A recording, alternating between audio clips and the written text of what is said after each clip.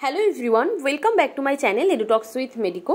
Myself Dr. Riya Mujumdar. Currently I am doing my internship at Bakura Shomilani Medical College and Hospital.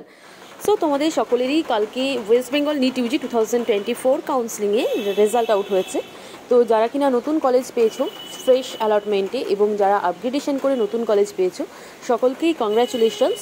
তো আজকের এই ভিডিওটি যে বিষয়ের উপর হতে চলেছে, যেহেতু তোমাদের কালকেই রেজাল্ট আউট হয়েছে এবং এরপর তোমাদের অ্যাডমিশন আছে সেকেন্ড রাউন্ডে, তো সেই অ্যাডমিশনের জন্য যারা কিনা আপগ্রেডেশন করে নতুন কলেজ পেয়েছো তাদের ক্ষেত্রে কি কি ডকুমেন্টস নিয়ে যেতে হবে এবং যারা ফ্রেশ অ্যালটমেন্টে নতুনভাবে চান্স পেয়েছো একদমই ফ্রেশ অ্যালটমেন্ট তাদের ক্ষেত্রেও কি কি ডকুমেন্টস নিয়ে যেতে হবে অ্যাডমিশনের দিন, তো সেটা নিয়েই আজকের ভিডিও। তো শেষ পর্যন্ত ভিডিওটি দেখো, আশা করি যে ভিডিওটি তোমাদের সকলের জন্যই হেল্পফুল হবে।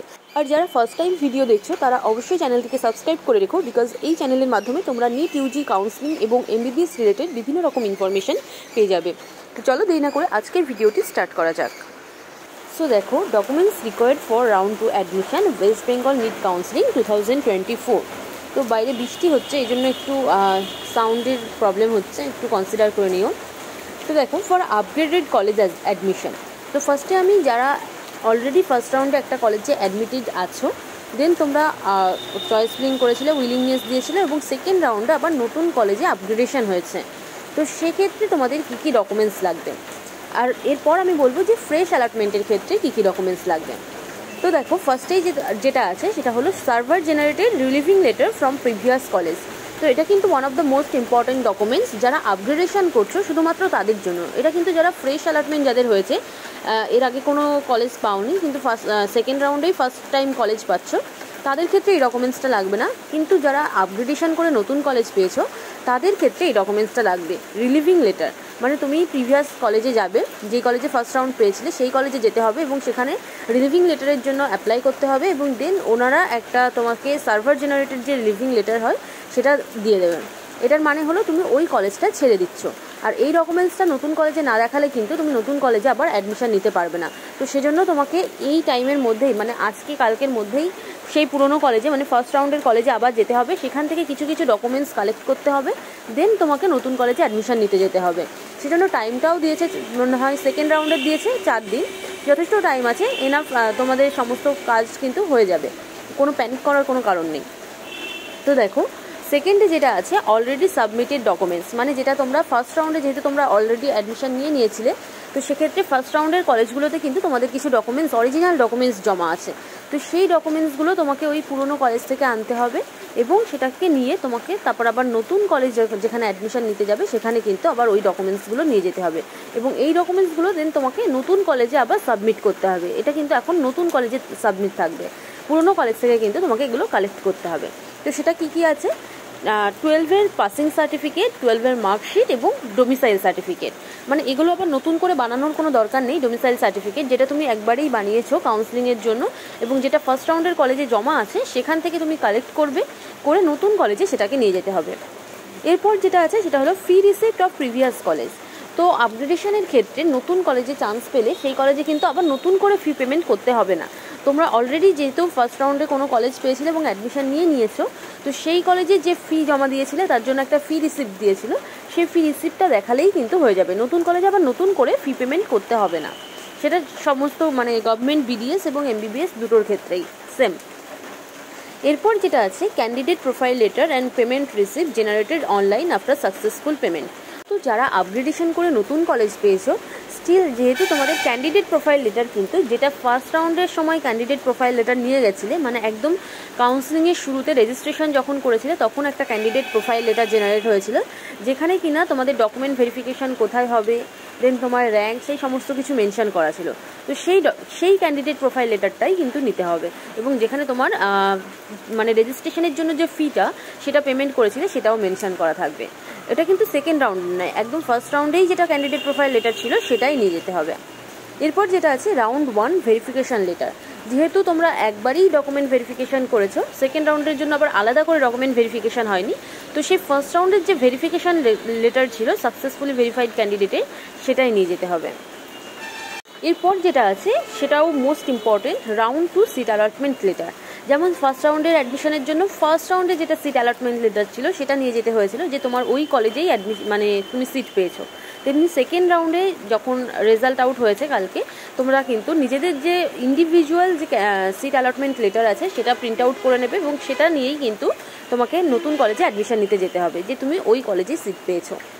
এরপর যেটা আছে নিট ইউজি 2024 অ্যাডমিট কার্ড। আর এখানে নতুন করে কিছু নেই, যেটা তোমরা ফার্স্ট রাউন্ডের যা যা ডকুমেন্টস ছিল তার মধ্যেই আছে। NEET UG 2024 rank card, admit card, এছাড়া কাস্ট সার্টিফিকেট যার ক্ষেত্রে কাস্ট অ্যাপ্লিকেবল তাদের জন্য, পিডাব্লিউডি সার্টিফিকেট যাদের জন্য পিডাব্লিউডি সার্টিফিকেট অ্যাপ্লিকেবল তাদের জন্য, এবং এজ প্রুফ। এই সমস্ত ডকুমেন্টস কিন্তু তোমরা ফার্স্ট রাউন্ডেই নিয়ে গেছিলে, কিন্তু এগুলো কলেজে কিন্তু অরিজিনাল জমা করতে হয়নি। কিন্তু সেকেন্ড রাউন্ডের ক্ষেত্রে এইগুলো কিন্তু অরিজিনাল ডকুমেন্টস জমা করতে হবে না, শুধু যেই 3টে ডকুমেন্টস ফার্স্ট রাউন্ডের কলেজে জমা ছিল সেগুলোই এখন সেকেন্ড রাউন্ডে যে কলেজটা পেয়েছে সেখানেই জমা করতে হবে। বাকি সমস্ত ডকুমেন্টস অরিজিনালও নিয়ে যেতে হবে এবং জেরক্স কপিও নিয়ে যেতে হবে, ওরা শুধুমাত্র জেরক্স কপিটাই রেখে দেবে। অরিজিনাল যে ডকুমেন্টসগুলো আছে সেগুলো শুধু ভেরিফিকেশান করবে, চেক করবে, দেন দিয়ে দেবে। তো তারপর দেখো age proof, class 10 admit card বা বার্থ সার্টিফিকেট যে কোনো একটা নিলেই হবে, কিন্তু সবাই প্রেফার করে ক্লাস 10-এর যেটা অ্যাডমিট কার্ড আছে সেটা। এছাড়াও ক্লাস 10-এর যে মার্কশিট আছে সেটা এবং পাসিং সার্টিফিকেট ক্লাস 10-এর সেটা। এরপরে হলো valid voter ID, Aadhaar card, passport of parent in case of domicile certificate of parent is given showing address as West Bengal. যে কোনো দুটো নিলেই হবে, ভোটার আইডি বা আধার কার্ড নিজের, অথবা ভোটার আইডি আর প্যারেন্টসের পাসপোর্ট। যদি কিনা তোমার ডোমিসাইল সার্টিফিকেটটা তোমার নিজের না হয়ে সেটা প্যারেন্টসের দেওয়া থাকে তাহলে কিন্তু প্যারেন্টসেরই কিন্তু যেটা পাসপোর্ট আছে সেটা নিয়ে যেতে হবে। যে কোনো এই 3টে ডকুমেন্টসের মধ্যে যে কোনো দুটো দেখালেই হবে। এরপর মেডিকেল সার্টিফিকেট, তো মেডিকেল সার্টিফিকেটটাও কিন্তু ফার্স্ট রাউন্ডে যে মেডিকেল সার্টিফিকেট দেখিয়েছিলে সেটাই নিয়ে যেতে হবে, নতুন করে আবার বানাতে হবে না। এরপর পাসপোর্ট সাইজ ফটো, তো নতুন করে আবার 4টে করে 4 কপিস তোমাকে পাসপোর্ট সাইজ ফটো নিয়ে যেতে হবে নতুন কলেজে অ্যাডমিশনের জন্য। এরপর যেটা আছে 16 নাম্বার, সেটা হলো নিউ বন্ড এফিডেভিট। এটা কিন্তু একটা ইম্পর্টেন্ট ডকুমেন্টস এবং এটা তোমাদের আবার নতুন করেই তৈরি করতে হবে। যেমন ফার্স্ট রাউন্ডে যখন কলেজ পেয়েছিলে অ্যাডমিশনের আগে তোমাকে বন্ড এফিডেভিট তৈরি করে নিয়ে যেতে হয়েছিল, তেমনি সেকেন্ড রাউন্ডে যে কলেজ পেয়েছো, সেকেন্ড রাউন্ডে যেই কলেজে অ্যালটমেন্ট হয়েছে সেই কলেজের নাম দিয়েই কিন্তু তোমাকে আবার নতুন করে বন্ড এফিডেভিট তৈরি করতে হবে। আগের কলেজে যেরকম শুধু সব কিছুই সেম থাকবে, শুধু কলেজের নামটাই কিন্তু চেঞ্জ হবে এবং এটা সেম প্রসেস, একই রকম। তো কীভাবে বন্ড তৈরি করবে, যারা ফ্রেশ অ্যালটমেন্ট হয়েছে তাদের জন্য বলছি, তারা একবার চেক করে নিও। আমি এটা নিয়ে একটা ভিডিও আপলোড করে দিয়েছি অলরেডি, তোমরা সবাই চেক করে নিও যারা কিনা বন্ড এফিডেভিট তৈরি করতে চাও তারা। আর যারা অলরেডি করে নিয়েছো, ফার্স্ট রাউন্ডে যে করেছো, তারা তো জানোই যে কীভাবে করতে হবে, কিন্তু তোমাদের কিন্তু আরও একটা নতুন বন্ড এফিডেভিট করতে হবে সেকেন্ড রাউন্ডে যে কলেজ অ্যালটমেন্ট হয়েছে সেই কলেজের নাম দিয়ে। তো এই 16 রকম ডকুমেন্টস কিন্তু তোমাদের সকলকে নিয়ে যেতে হবে। তো এটা ছিল যারা আপগ্রেডেশন করছো তাদের জন্য, আপগ্রেডেশন করে নতুন কলেজে অ্যালটমেন্ট হয়েছে তাদের অ্যাডমিশনের জন্য কী কী নিয়ে যেতে হবে। এবার যারা ফ্রেশ অ্যালটমেন্ট হয়েছে সেকেন্ড রাউন্ডে, তো তাদের ক্ষেত্রে এই যে নিউ বন্ড এফিডেভিট, এটা নিউ লাগবে না তোমাদের জন্য, তো এটা নিউই থাকবে কারণ ফার্স্ট টাইম তোমাদের সিট অ্যালটমেন্ট হয়েছে, তো তোমাদের কলেজের নামে বন্ড এফিডেভিট তৈরি করতে হবে। আর যেটা নিয়ে যেতে হবে না সেটা হলো যারা ফ্রেশ অ্যালটমেন্ট পেয়েছো তাদের ক্ষেত্রে কিন্তু কোনো রিলিভিং লেটার নিয়ে যেতে হবে না। আর হলো তোমাদের ফি রিসিপ্ট নয়, তোমাদের ফিজ নিয়ে যেতে হবে অ্যাডমিশনের জন্য, যে যতটা অ্যামাউন্ট দরকার সেটাই নিয়ে যেতে হবে। নতুন তোমাদের কিন্তু ফার্স্ট টাইম পেমেন্ট করতে হচ্ছে, তো তোমাদের তো পেমেন্ট করতেই হবে, এখানে ফি রিসিপ্টের কোনো ব্যাপার নেই। আর যেটা হলো যে তোমাদের পুরনো যে কলেজ সেখানে তোমাদের কোনো ডকুমেন্টস জমা নেই, কিন্তু যে যে ডকুমেন্টসগুলো আপগ্রেডেশনের ক্ষেত্রে বললাম যে জমা আছে, তোমাদের ক্ষেত্রে সেগুলো জমা নেই, নিজেদের কাছেই আছে, সেগুলোই নিয়ে যেতে হবে। সো এই সমস্ত ডকুমেন্টস বাকি সমস্ত কিছুই কিন্তু সেম, যারা ফ্রেশভাবে অ্যালটমেন্ট পেয়েছো এবং যারা আপগ্রেডেশন করে কলেজ পেয়েছো তাদের সকলের ক্ষেত্রেই।